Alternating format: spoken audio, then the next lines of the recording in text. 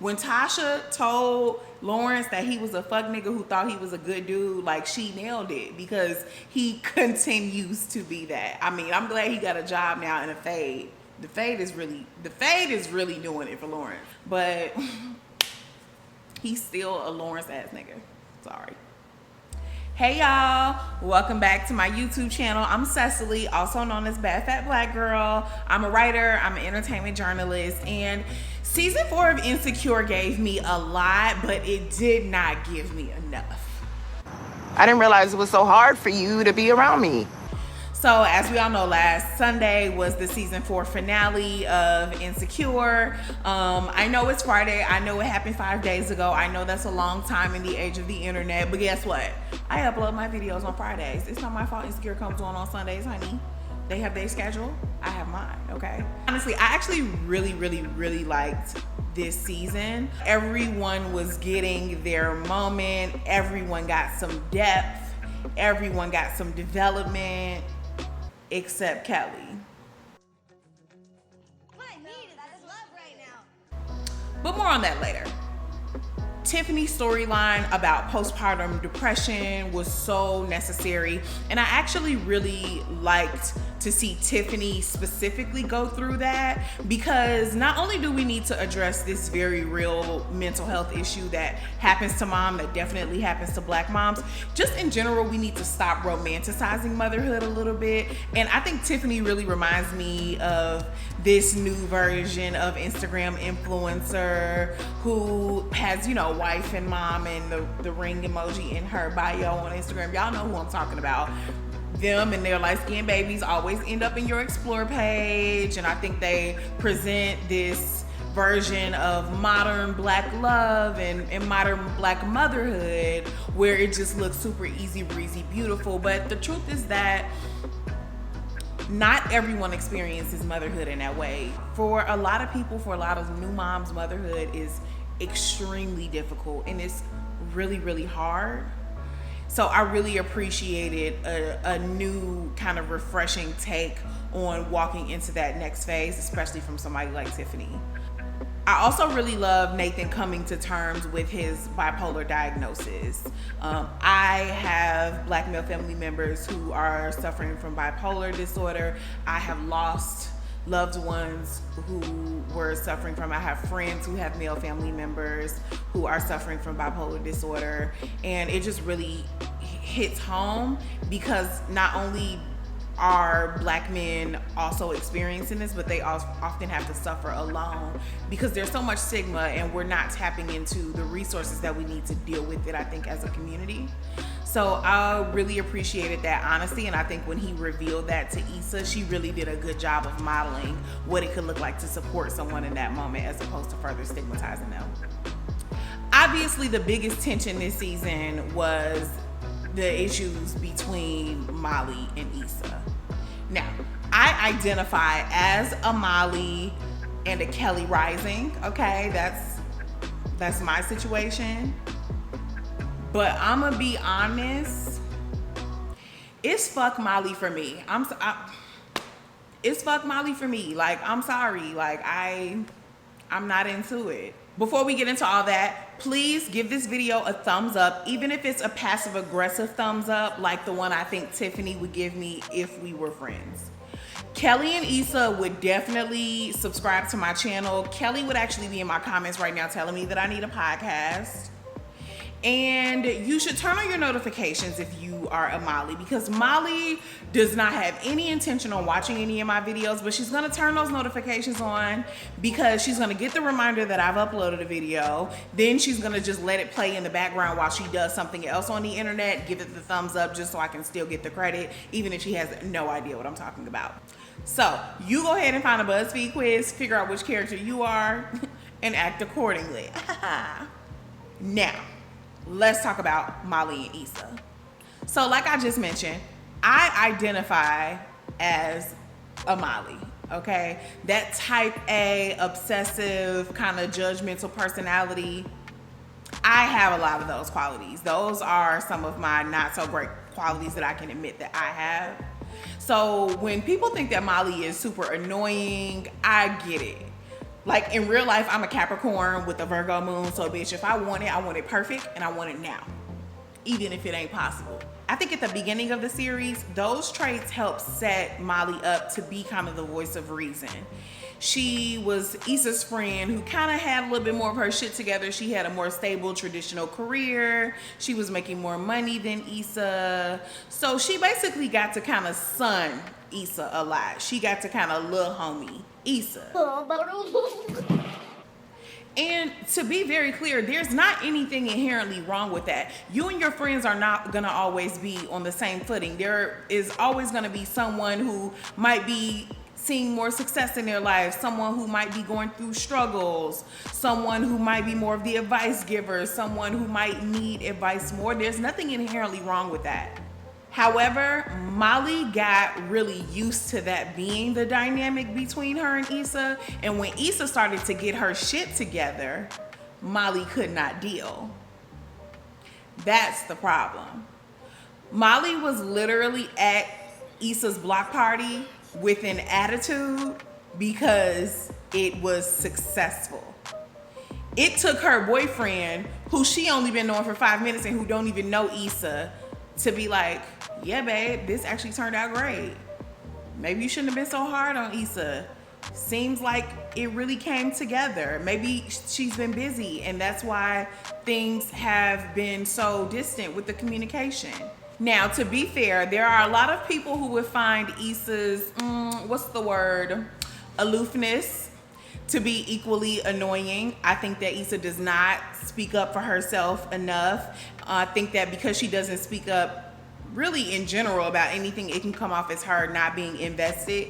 It can come off as her kind of not being interested in what her friends have going on. It's also really frustrating to have that one friend who never has her shit together. I get it. That moment where they went for the hike and Issa basically told Molly, oh, I don't really feel like you want to be happy, but then she didn't make any space for them to have a deeper conversation about that, for Molly to kind of respond, to have any kind of rebuttal, and she kind of just went on and talking about something else. A lot of people thought that meant that Issa was not supportive, and I get that. So I want to be clear that I do think that this kind of breakdown of their friendship is a dual effort. But here's the thing for me. Not knowing how to communicate with your friend, not knowing how to say the right thing at all the right times like Issa does is one thing, okay? That's not the same thing as basically thinking your friend ain't shit, not supporting them as they try to pursue a new passion, and actively refusing to help them as they try to pursue something different. That's, Molly kind of an op for that, I'm sorry. Like, Molly was legit upset that her friend did well at her block party. And she was upset about that because it forced her into the position where she was no longer the person who was inherently better than Issa. She wasn't trying to protect her relationship with Andrew. She was trying to protect her sense of superiority. Because if Issa would have failed at the block party, then Molly would have gotten to sit back and say, I told you so. And speaking of Molly funky ass relationship, this was really the nail in the coffin for me in terms of Team Molly, Team Issa. Molly is so obsessed with relationships and being in relationships, and she is so willing to do so much work for a man that she is not willing to do in her friendships. And that is where me and Molly are no longer the same, because Molly is the type of person that get a man and disappear on her girls. I'm the type of person that disappear on my nigga out with my girls. Nigga is gender neutral on this channel. Molly stood outside of the crib and told Issa with her chest, I just don't think that the people we are right now are good for each other, or whatever the fuck she said. When Andrew set her down on that couch to break up with her, I'll go to therapy. I'll be better. I'll be more soft. I'll open up more. I can be more vulnerable. No, we have to make this work. Where was that energy for your homegirl of 10 years just a second ago, who you sent in an Uber to cry about y'all not being friends no more? Nah, I don't like that shit. I don't like that. And then when Andrew say he don't want to do no work, it's a dub, it's a wrap. That's when she called Issa. I'm very, very happy to see that they're moving towards reconciliation in their friendship, but I hate that it had to be because Molly Man wasn't around. I hate it. I hate it here. I hate it here. I don't like that. Now, I know y'all probably want me to talk about Condola and Lawrence, but I'm gonna be honest. That's Lawrence's business. That ain't my business, and that ain't Issa business, because I don't think she's trying to be nobody's stepmama. Do I think Condola is wrong for moving forward with her pregnancy, despite the fact that Lawrence don't want to? No, I do not. If Lawrence didn't want to have kids, he should have strapped up or pulled out. Don't know what to tell you. Do I think Issa is wrong for not wanting to stay around and be a stepmom? No. It's 2020. We all know how people get pregnant. We all know how to prevent pregnancies. So leave it to Lawrence to have the best intentions and fumble the bag. That was always my problem with Lawrence Hive. That was their blind spot. Because folks who was really riding for Lawrence Hive, they were really all about what his intentions were. When Tasha told Lawrence that he was a fuck nigga who thought he was a good dude, like, she nailed it, because he continues to be that. I mean, I'm glad he got a job now in a fade. The fade is really doing it for Lawrence, but he's still a Lawrence ass nigga. Sorry. Now, what I do want to talk about is Kelli. I want justice for Kelli.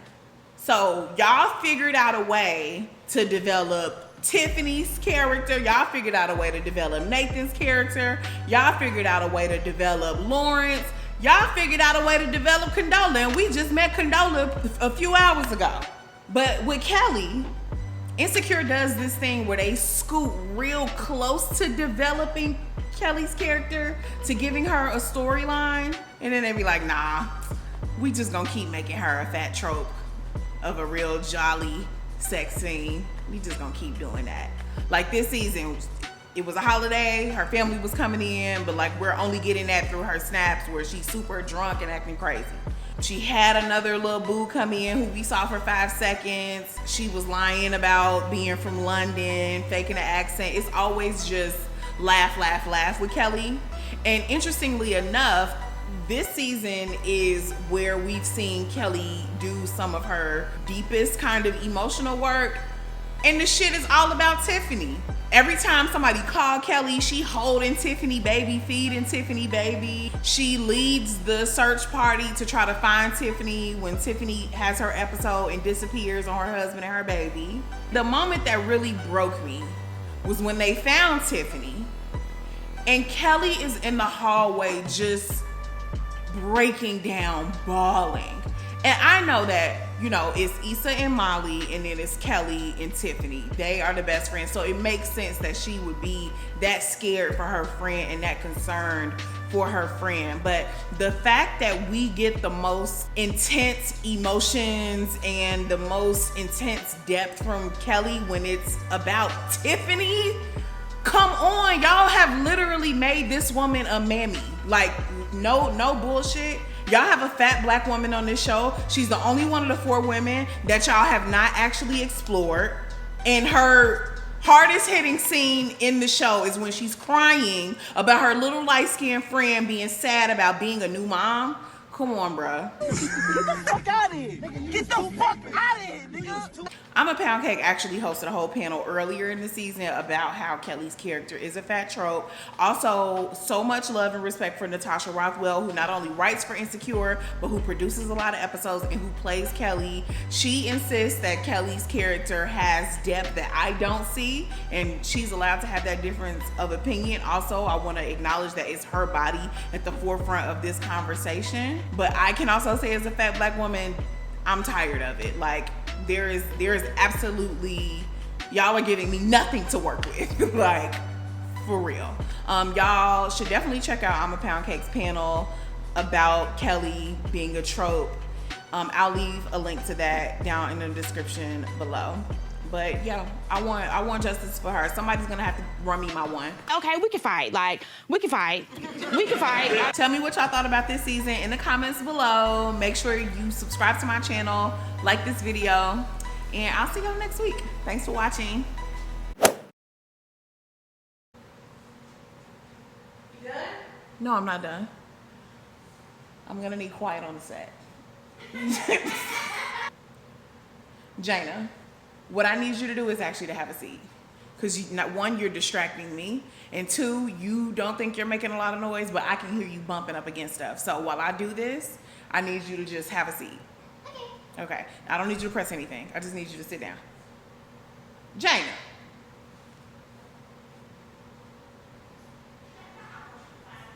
Can you tell your Nana to be quiet, please? I'm not going to be able to do this with you standing right there. You can go over there and have a seat with Jaina. Come on now for my phone died.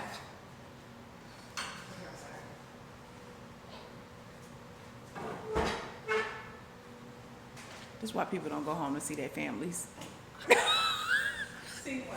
Y'all, my sister is over here recording me recording this. I cannot work under these conditions. This is cute though. Look at this picture. Don't tell me this picture ain't cute. Can I see? I want to see. Oh, she needed to make the ice. So she... Mom! You said you had to put it in the freezer. You ain't say you was going to make the ice.